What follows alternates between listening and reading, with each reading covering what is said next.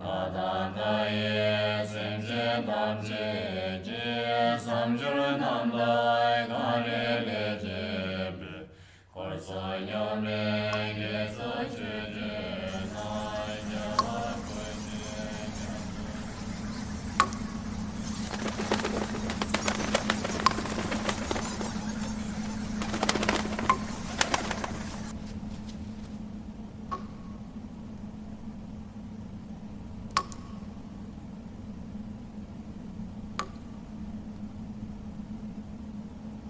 अजंता हिंदुस्तान के आर्ट की मेराज है। ओ निर्मल, निर्मल वो देखो, महात्मा बुद्ध के चेहरे पर कितना सुकून और शांत एक्सप्रेशन है। How wonderful.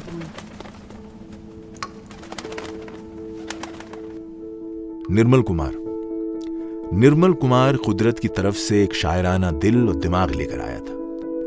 रिपोर्टर की हैसियत से निर्मल को फसाद के जमाने में भी सारे शहर में घूमना पड़ता था। सैंडहर्स्ट रोड, भिंडी बाजार, पायधूनी, बाईकला, परेल, दादर, सारा शहर मैदान जंग बना हुआ था। हर महास पर खून और कत्ल के वाकयात हो रहे थे।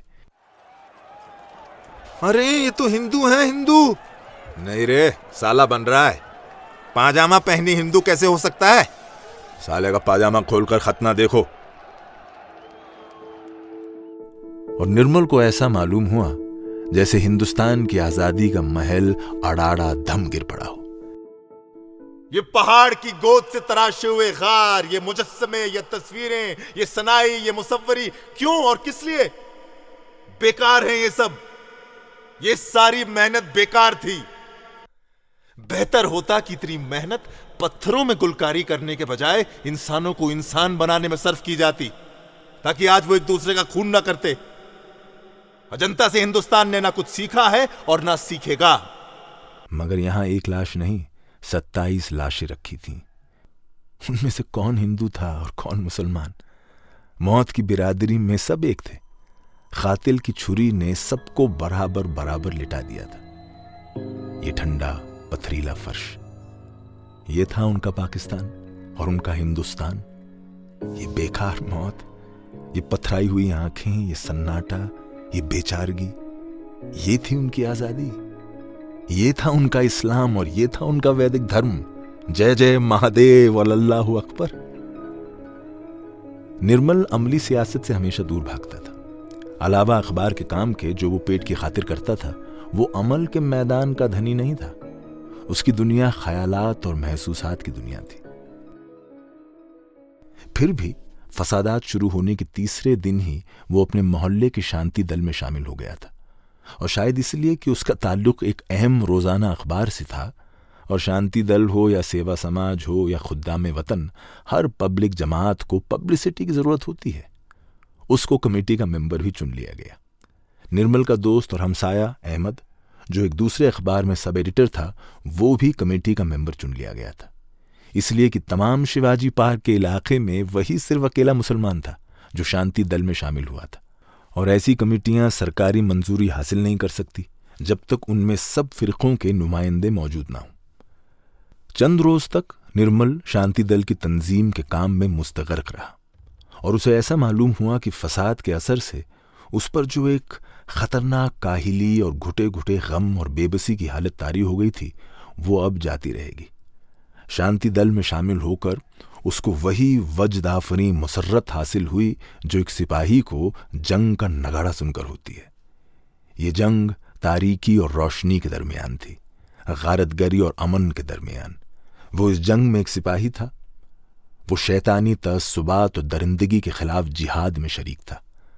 मुमकिन है कि वो इस जंग में कोई काराए नुमाया ना कर सके, मगर कम अज कम उसको ये तसल्ली तो थी कि वो अपना फर्ज अदा कर रहा है, कि उसकी जिंदगी बिल्कुल बेकार, बेमानी और बेमकसद तो नहीं हो गई है।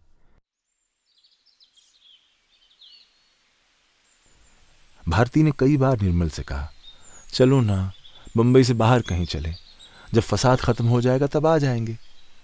आगरा, दिल्ली, कश्मीर, अजंता एलोरा, मैसूर, सीलोन, न जाने कहां कहां जाने का लालच दिलाया, मगर निर्मल को ऐसे वक्त बंबई छोड़कर बाहर जाना परले दर्जे की कम हिम्मती और बुजदिली मालूम हुई।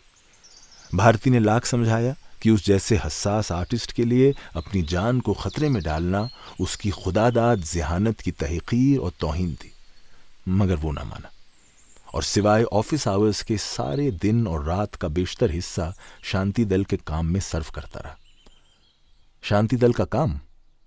निर्मल समझा था कि उसका काम वाकई शांति का प्रचार होगा। उसका ख्याल था कि शांति दल के मेंबर घर घर जाएंगे और लोगों को अमन और शांति से रहने की तलकीन करेंगे। आपस की फ़िरक़ावाराना मुनाफरत, कम्युनल हेट्रेड को दूर करके यगानगत और इत्तेहाद, यूनिटी और हार्मनी पैदा करने की कोशिश करेंगे। शहर में खुद उनके इलाके में हर दम हर किस्म की अफवाहें मशहूर हो रही थी। हाँ, माहिम के मुसलमान शिवाजी पार्क के हिंदुओं पर हमला करने वाले हैं। शिवाजी पार्क के हिंदू माहिम के मुसलमानों पर हमला करने वाले हैं। अरे ये हिंदू दूध वाले दूध में जहर मिलाकर मुसलमानों के हाथ बेच रहे हैं। मुसलमान तरकारी वाले बैंगनों और मौसम्बियों में जहर के इंजेक्शन देकर हिंदुओं के हाथ बेच रहे हैं। ईरानी होटलों की चाय मत पियो, उनमें जहर है। हिंदू हलवाई की मिठाई मत खाओ, उसमें जहर है। झूठ, झूठ और झूठ। मजहबी भेदभाव और नफरत का एक तूफान जिसमें तमाम शहर डूबा जा रहा था। निर्मल और उसके दोस्त अहमद को उम्मीद थी कि शांति दल का पहला काम होगा उस खूनी सैलाब को रोकना, मगर जल्द ही उनको मालूम हो गया कि हकीकत कुछ और ही है। शांति दल का पहला काम चंदा जमा करना। अहमद के साथ निर्मल हर किसी के यहां गया।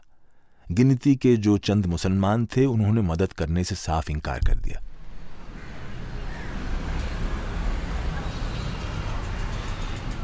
ये शांति दल के पर्दे में हिंदू क्या कर रहे हैं हम खूब जानते हैं। हमने भी अपनी हिफाजत के लिए पठान रख लिए हैं। और बाज हिंदुओं ने कहा, आपके निहत्ते वॉलंटियर हमारी हिफाजत क्या खा कर सकते हैं? हम सिख तरबार रख रहे हैं। सिख है ना, किरपान रख सकते हैं, क्या समझे? खैर, चंदा जमा किया गया। 20 पहरेदार 50-50 रुपए माहवार पर मुलाजिम रखे गए। अब कमेटी में एक अहम मसला दरपेश हुआ।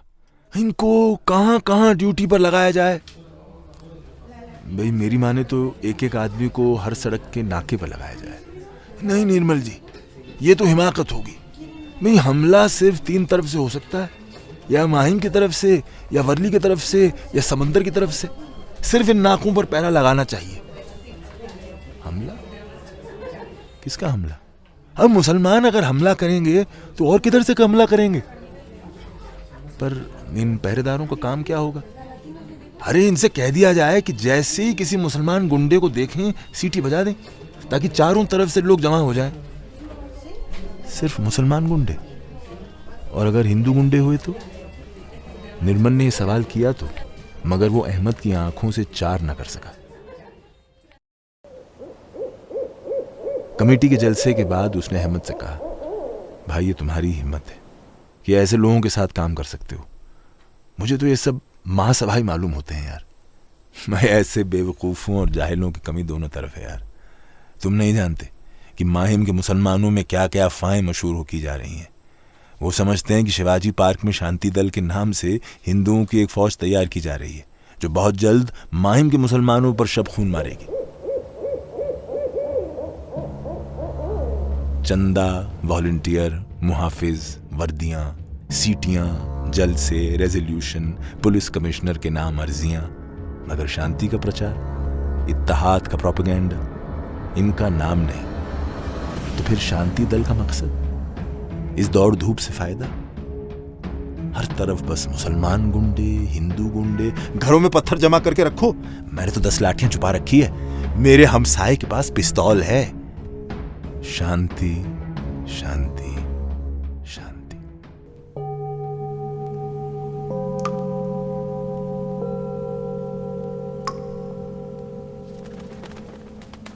ये शांति का महासागर है निर्मल। अगर हम 8-10 दिन तक रोज यहां आकर कई घंटे गुजारा करें तो मुझे यकीन है कि तुम्हारे बेचैन दिल को जरूर शांति मिलेगी।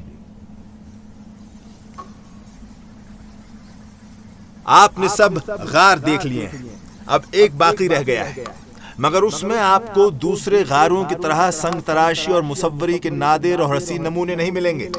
छत, सुतून, फर्श, हर चीज नामुकम्मल है। उस गार का काम अधूरा रह गया है। अधूरा काम। वो निर्मल, वो भी तो बंबई में अपना काम अधूरा छोड़कर चला आया था, बल्कि अधूरे से भी कम। अभी जंग शुरू भी नहीं हुई थी कि उसने हार मान ली थी। शांति दल कमेटी का आखिरी जलसा। निर्मल ने शुरू ही से ये तजवीज़ पेश की थी कि बजाय मामूली अनपढ़ और उज्जड़ दरबानों और चौकीदारों के, आज़ाद हिंद फौज के साबिक सिपाहियों को माकूल तनख्वाह पर हिफाजत के लिए रखा जाए, क्योंकि वो फ़िरका वाराना तअस्सुबात से पाक और बाला थे। उनमें कौमी खिदमत का जज्बा था और वो अपनी पुरानी खिदमात और कुर्बानियों की वजह से मदद के मुस्तहिक थे। शांति दल के सेक्रेटरी ने इस जलसे में बयान किया, पुराने तमाम पहरेदार अलहदा कर दिए गए हैं और उनके बजाय 14 आज़ाद हिंद फौज के साबिक सिपाही रख लिए गए हैं। ये सुनकर निर्मल का हौसला बढ़ गया। उसे ऐसा मालूम हुआ कि अब शांति दल का काम सही तरीके पर होगा। मगर एक लम्हे में ही उसकी उम्मीदों पर पानी फिर गया। एक बूढ़े मराठा वकील ने सवाल किया, क्या ये सच है कि आज़ाद हिंद फौज के इन सिपाहियों में मुसलमान भी हैं?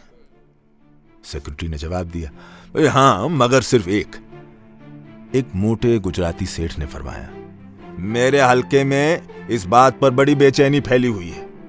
एक दुबले सूखे मारवाड़ी बेचैन से हो गए, ये तो गजब की बात है।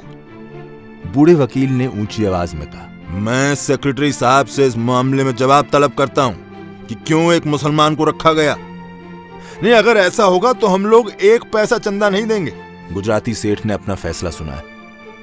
एक पस्त कद के डॉक्टर ने अपनी परेशानी जाहिर की, मेरे हलके के लोग भी यही कहते हैं कि अगर मुसलमान। अरे ये हमारी स्त्रियों की इज्जत का सवाल है भाई। दुबले सूखे मारवाड़ी चुप न रह सके। इस बीच बूढ़े वकील गुस्से में उबल रहे थे, मैं जवाब तलब करता हूं।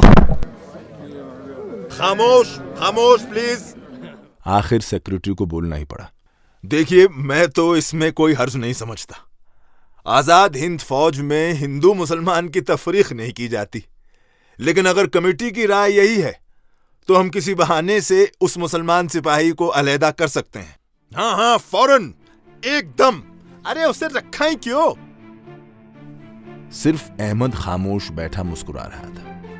न जाने क्यों अहमद को इत्मीनान से मुस्कुराते देखकर निर्मल के सब्र का पैमाना दफतन लबरेज हो गया। उसके दिमाग के अंदर की कोई कली दफतन तड़ाक से टूट गई। नहीं!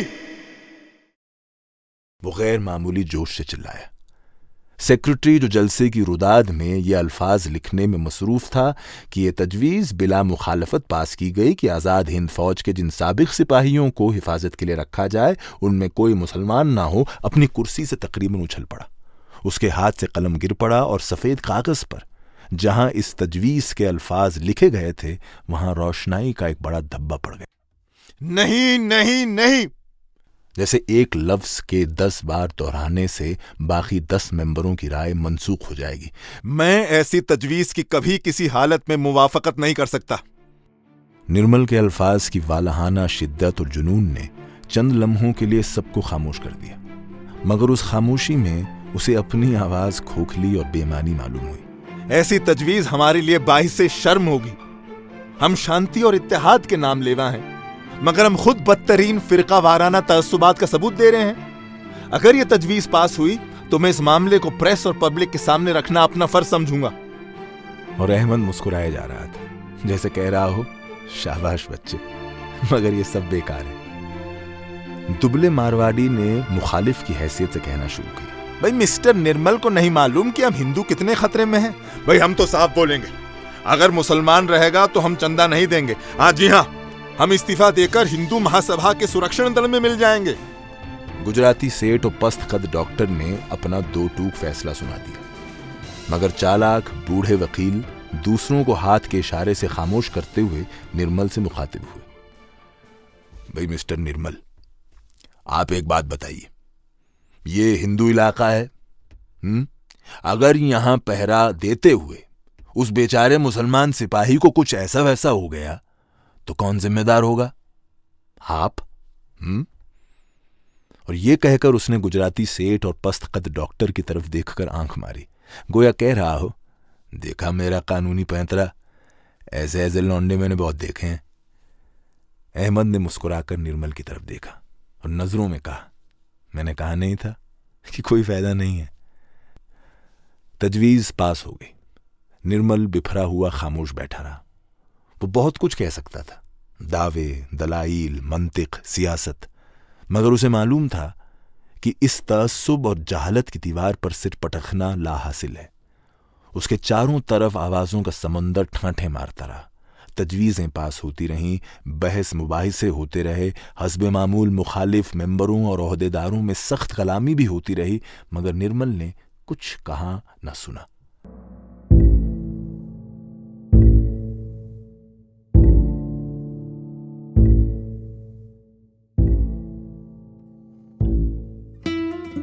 उसका दिमाग खौफनाक ख्यालात और मनाजिर का स्टेज बन चुका था। कलकत्ता, बंबई, अहमदाबाद, बिहार, कत्ल, खून की नदियां, खून के दरिया, खून का समंदर, नफरत और तशद्दुद, तअस्सुब और नफरत, औरतों की बेहुरमती, बच्चों की लाशों के पहाड़, एक खूनी आसमान की तरफ लपकते हुए हजारों शोले और एक कलदार हथौड़े की तरह ये ख्याल उसके दिमाग पर चोट लगाता रहा कि ये सब इसलिए हो रहा है कि शिवाजी पार्क शांति दल के मेंबर आजाद हिंद फौज के एक मुसलमान सिपाही को अपनी हिफाजत के लिए रखने को तैयार नहीं है। और उसे ऐसा मालूम हुआ कि आजाद हिंद फौज के शानदार तारीखी कारनामे बेकार थे, तमाम जंगे आजादी बेकार थी, तमाम देशभक्तों और शहीदाने वतन की कुर्बानियां बेकार थी, तमाम कौमी नारे, तमाम कौमी तहरीकें, तमाम कौमी लीडर, हर शख्स बेकार था, हर चीज बेकार थी। शिवाजी पार्क शांति दल बेकार था, इस सिलसिले में निर्मल का काम बेकार था, उसका बंबई में रहना बेकार था, उसकी जिंदगी ही बेकार थी, इसलिए कि हिंदू और मुसलमान के ठप्पे आजादी और हिंदुस्तान से ज्यादा अहम साबित हुए थे। उसे शांति दल कमेटी के वो सब मेंबर उस वक्त तअस्सुब और नफरत और खतरनाक जहालत के देवता मालूम हुए, जो अपनी आतिशी आंखों से उसको घूर रहे थे, जो उसे भस्म कर लेने के लिए उसकी तरफ बढ़े आ रहे थे। वही 10 नहीं, बल्कि हर तरफ से लाखों राक्षसों के दल उसकी तरफ बढ़े आ रहे थे। उनमें चोटी वाले भी थे और दाढ़ी वाले भी, हिंदू भी और मुसलमान भी, बंगाली, बिहारी, मराठा, गुजराती, पंजाबी, पूर्वी, पठान और सब उसके खून के प्यासे। भाग! निर्मल के धड़कते हुए दिल ने उसे ललकारा, भाग! और निर्मल न सिर्फ जलसे के खत्म होने से पहले ही शांति दल के दफ्तर से भागा, बल्कि एक दिन भारती के साथ बंबई से भी भागा है।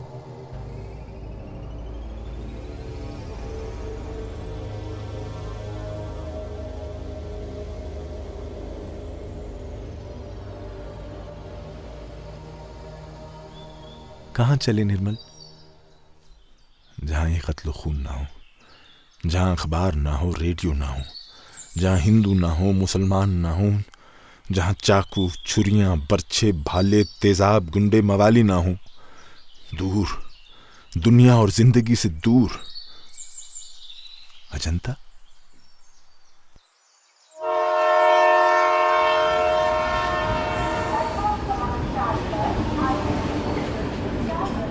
अहमद निर्मल को छोड़ने स्टेशन पर आया। गाड़ी चलने लगी। चलो भाई, अच्छा है, चंद रोज के लिए तब्दीली आबो हवा कराओ, मगर हाँ, अगले इतवार को शांति दल का जलसा है जिसमें मैं चंद तजवीज़ें पेश करने वाला हूँ। उसमें तुम्हारी मौजूदगी ज़रूरी है, चले आना।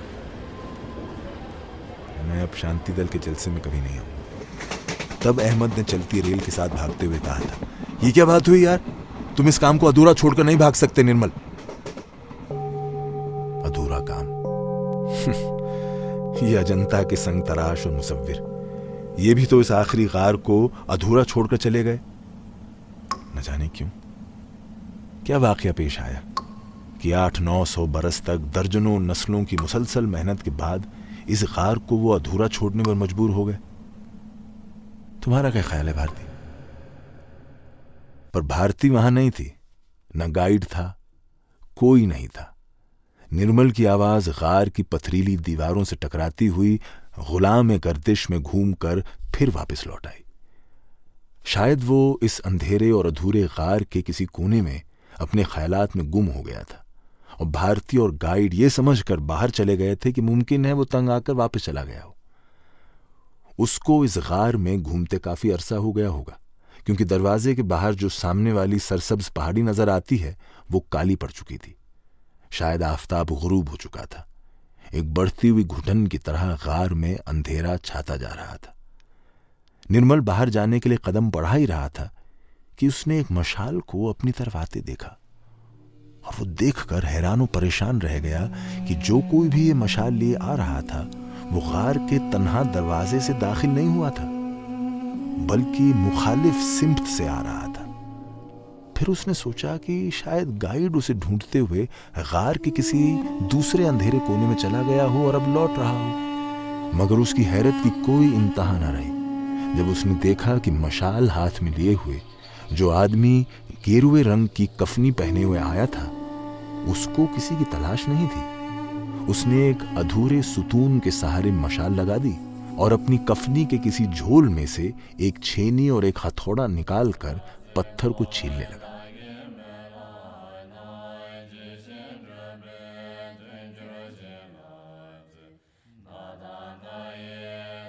निर्मल उसकी तरफ बढ़ने ही वाला था कि उसने देखा कि वैसे ही गेरुए रंग की कफनियां पहने मुड़े हुए सिर के दर्जनों भिक्षु मशाले लिए गार के अंधेरे आकिब में से निकले चले आ रहे थे। उनमें से किसी ने भी निर्मल की तरफ तवज्जो न दी। सब अपनी अपनी छेनियां और हथौड़े निकालकर छत और दीवारें छीलने या सुतूनों को गोल बनाने में मसरूफ हो गए। चंद दीवार पर मिट्टी का लेप करके उसकी सतह हमवार बना रहे थे ताकि जब दीवार उखड़ जाए तो मुसव्विर अपनी तस्वीरों के रंगीन नुकूश बना सकें। और गार पत्थर पर लोहे की चोट पड़ने की आवाजों से गूंज उठा। चंद मिनट तो निर्मल उस पुरहैरत मंजर को देखता रहा, फिर उससे ना रहा गया और वो उस संगतराश भिक्षु के पास गया जो सबसे पहले गार में दाखिल हुआ था। माफ कीजिएगा, मैं आपके काम में मुखिल हो रहा हूं, मगर मुझे आप लोगों को मसरूफ देखकर बड़ा ताज्जुब हो रहा है। क्यों? इसलिए कि मैं समझता हूं कि इस गार की तामीर अधूरी ही है और ये अधूरा ही रहेगा। दुनिया की तामीर भी तो अधूरी है, इंसान भी अधूरा है, मगर उनकी तकमील होनी चाहिए। इस जवाब को निर्मल कुछ समझा और कुछ ना समझा। आप कब से काम कर रहे हैं? 900 बरस से। 900 बरस?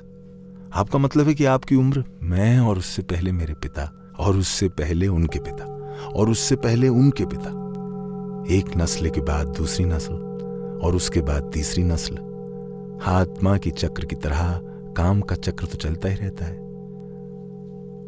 आपका नाम? मेरा नाम कुछ नहीं, हम सब बेनाम हैं। और निर्मल को याद आया कि उसने इन तमाम गारों में किसी संगतराश या किसी मुसव्विर का नाम खुदा हुआ लिखा नहीं देखा था। फिर आप किस लिए इतना काम करते हैं? काम किसी गरज से नहीं किया जाता। इंसान काम से अपनी पैदाइश का मकसद पूरा करता है। तो ये काम कब खत्म होगा कौन जानता है। इस गार को पूरा होने में 200 बरस लगेंगे, इसके बाद दूसरा गार और उसके बाद तीसरा। तो क्या अजंता की तकमील कभी नहीं होगी? होगी, जब इंसान की तकमील होगी।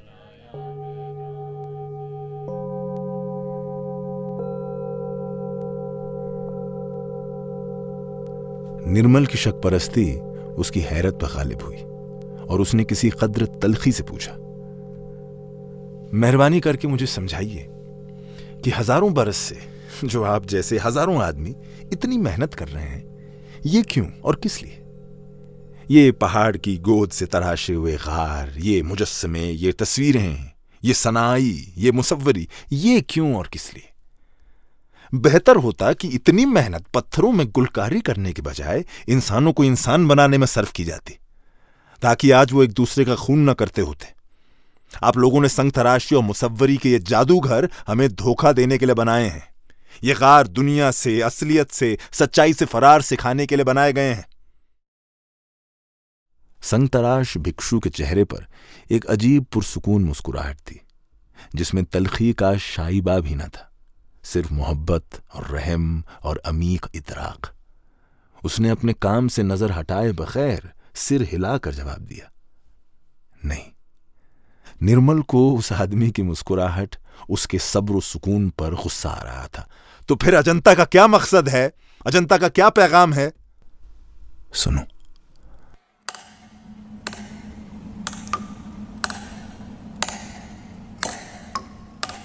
और सिर्फ इतना कहकर वो अपने काम में मशगूल हो गया। गार में मुकम्मल खामोशी थी, सिर्फ पत्थर पर लोहा पड़ने की आवाज। निर्मल मुंतजिर रहा कि भिक्षु उसको अजंता का फलसफा, अजंता का पैगाम सुनाएगा, मगर उसकी जुबान से एक लफ्ज न निकला।